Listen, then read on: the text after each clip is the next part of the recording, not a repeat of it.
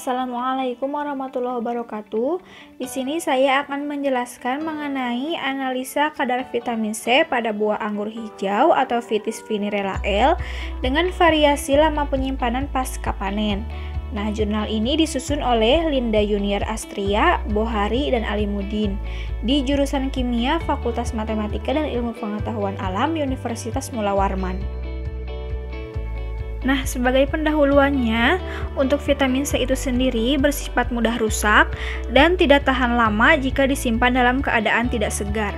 Kemudian, untuk faktor luar yang dapat dikendalikan untuk menjaga keawetannya yaitu kelembaban, suhu penyimpanan, dan kandungan gas tertentu dalam ruang penyimpanan.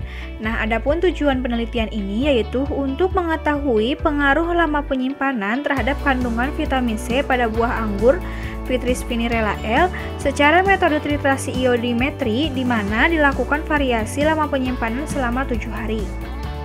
Untuk selanjutnya yaitu metodologi penelitian. Nah, di sini ada alat dan bahan. Untuk alatnya yaitu beker gelas, pipet ukur, statip, klem, buret, spatula, neraca analitik, hot plate, halu dan lumpang.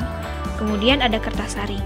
Untuk bahannya yaitu sampel buah anggur hijau, aqua bides, iodin, amilum 10%, kristal kalium iodat, kristal natrium tiosulfat, kalium iodida, alkohol 70%, asam sulfat, dan aluminium foil. Yang selanjutnya yaitu prosedur penelitian. Nah, untuk yang pertama yaitu persiapan sampel. Untuk sampel buah anggur hijau dicuci bersih, dikeringkan, dan diangin-anginkan. Kemudian, sampel dibungkus plastik dengan diberi beberapa lubang. Nah, untuk perlakuan suhu penyimpanannya yaitu pada suhu ruang 28 derajat Celcius dan suhu pendingin 5 derajat Celcius. Untuk sampel kontrol adalah sampel pada pemetikan 0 hari. Nah, untuk percobaan dilakukan 3 kali ulangan. Untuk kandungan vitamin C dianalisa setiap hari selama 7 hari. Pembuatan reagen. Yang pertama, pembuatan larutan standar primer kalium iodat 0,1 N. Yang kedua, pembuatan larutan standar iodium 0,1 N. Yang ketiga, pembuatan larutan natrium tiosulfat 0,1 N. Yang keempat, pembuatan larutan amilum 1%. Kemudian yang kelima, pembuatan kalium iodida 10%. Dan yang terakhir, pembuatan larutan asam sulfat 10%. Standarisasi larutan natrium tiosulfat dengan larutan kalium iodat 0,1 N. Larutan kalium iodat 0,1 N sebanyak 10 ml diambil dengan pipet. Kemudian dimasukkan ke dalam Erlenmeyer. Setelah itu ditambahkan 5 ml larutan kalium iodida 10%, lalu ditambahkan 2 ml larutan asam sulfat 10%. Dititrasi dengan larutan natrium tiosulfat sampai berwarna kuning muda. Kemudian ditambahkan beberapa tetes larutan amilum 1%, lalu dititrasi dengan larutan natrium tiosulfat sampai warna biru hilang.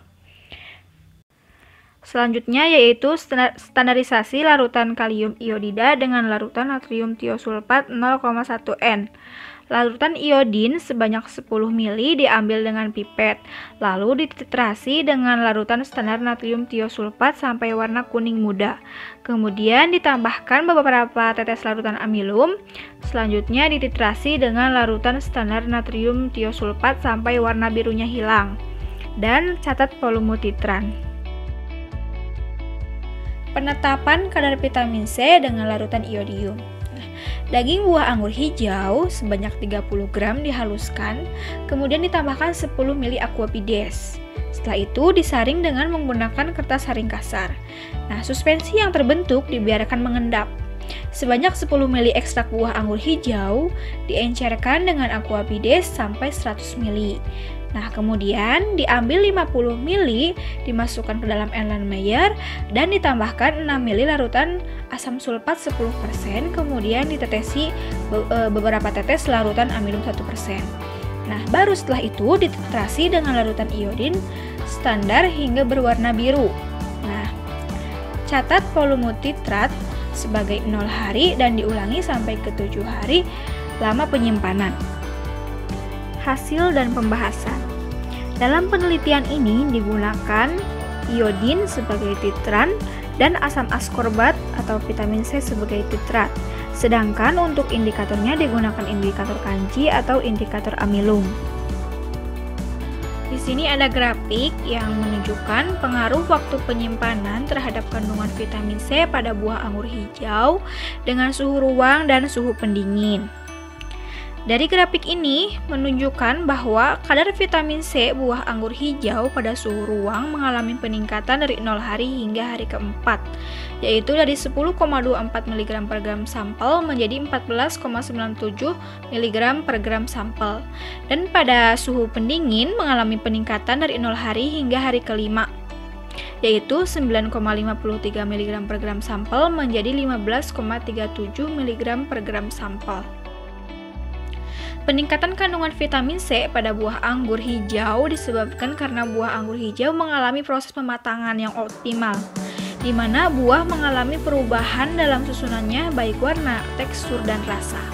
Pada stadium ini, biasanya terjadi peningkatan jumlah gula sederhana dalam buah yang memberikan rasa manis dan kenaikan flavor. Pada grafik ini juga menunjukkan bahwa kadar vitamin C buah anggur hijau pada suhu ruang mengalami penurunan dari hari kelima hingga hari ketujuh secara berturut-turut. Begitu pula pada penyimpanan suhu pendingin mengalami penurunan dari hari ke-6 hingga hari ke-7. Penurunan vitamin C ini disebabkan sifat vitamin C yang mudah larut pada air, mempunyai sifat asam, serta mudah teroksidasi, sehingga vitamin C akan mengalami penurunan apabila dilakukan penyimpanan dalam waktu lama. Proses kerusakan atau penurunan vitamin C ini disebut oksidasi. Secara umum, reaksi oksidasi vitamin C ada dua macam, yaitu yang pertama proses oksidasi spontan, yaitu oksidasi yang terjadi tanpa menggunakan enzim atau katalisator. Yang kedua, proses oksidasi tidak spontan. Nah, reaksi ini yaitu reaksi yang terjadi dengan adanya perubahan enzim atau katalisator, misalnya enzim glutathione. Nah, enzim ini adalah suatu tripeptida yang terdiri dari asam glutamat, sistein, dan glisin. Pada penelitian ini, reaksi yang terjadi adalah proses oksidasi spontan, yaitu dengan adanya pengaruh dari udara sekitar. Asam askorbat bersifat sangat sensitif terhadap pengaruh-pengaruh luar yang menyebabkan kerusakan, seperti suhu, oksigen, enzim, kadar air, dan katalisator logam. Penurunan kadar vitamin C paling cepat adalah pada penyimpanan suhu kamar dibandingkan pada suhu pendingin. Hal ini disebabkan pada suhu kamar kondisi lingkungan tidak dapat dikendalikan, seperti adanya panas dan oksigen, sehingga proses pemasakan buah berjalan dengan sempurna. Secara statistik, pengaruh lama penyimpanan terhadap kandungan vitamin C tidak berbeda nyata, akan tetapi cenderung mengalami penurunan. Analisis data yang digunakan dalam penelitian ini adalah uji di mana untuk mengetahui ada atau tidaknya pengaruh lama penyimpanan antara dua perlakuan, yaitu pada suhu ruang dan suhu pendingin.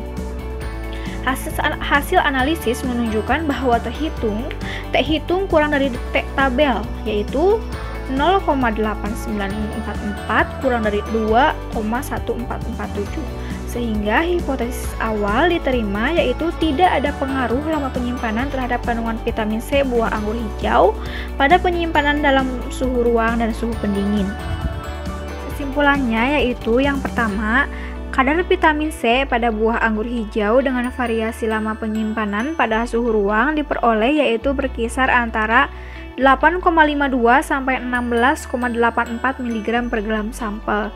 Sedangkan pada suhu pendingin yaitu berkisar antara 8,11 sampai 16,62 mg per gram sampel. Yang kedua, terdapat perbedaan kenaikan dan penurunan kadar vitamin C buah anggur hijau, yaitu pada suhu ruang, kenaikan kadar vitamin C diperoleh hingga hari keempat dan pada hari kelima mulai terjadi penurunan.